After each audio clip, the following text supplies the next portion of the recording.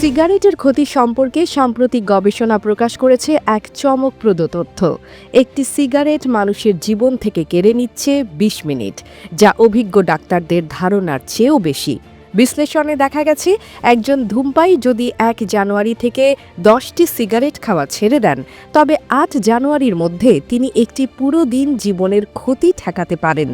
জানুয়ারির প্রথম দিন থেকে ৫ আগস্ট পর্যন্ত ধূমপান বন্ধ থাকলে ১ মাস আয়ু বাড়তে পারে। পুরো বছর ধূমপান না করলে ৫০ দিনের আয়ু রক্ষা সম্ভব। ইউসিএল এর গবেষক ডক্টর সারা জ্যাকসন বলেন, মানুষ জানে ধূমপান ক্ষতিকর, কিন্তু তারা এর প্রভাবকে অবমূল্যায়ন করে। গড়ে জীবনভর ধূমপায়ীরা প্রায় ১০ বছর আয়ু হারান।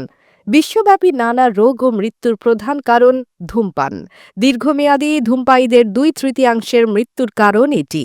যুক্তরাজ্যে বছরে প্রায় ৪০,০০০ জনের মৃত্যু ঘটে ধূমপানে। ইংল্যান্ডে ক্যান্সারে মৃত্যুর ১/৪ জন্য দায়ী এটি। ব্রিটিশ ডক্টর স্টাডি এবং মিলিয়ন উইমেন স্টাডির তথ্যের উপর ভিত্তি করে এই গবেষণা পরিচালিত হয়েছে। পূর্ববর্তী গবেষণায় দেখা গেছে, একটি সিগারেট গড়ে ১১ মিনিট আয়ু কমায়।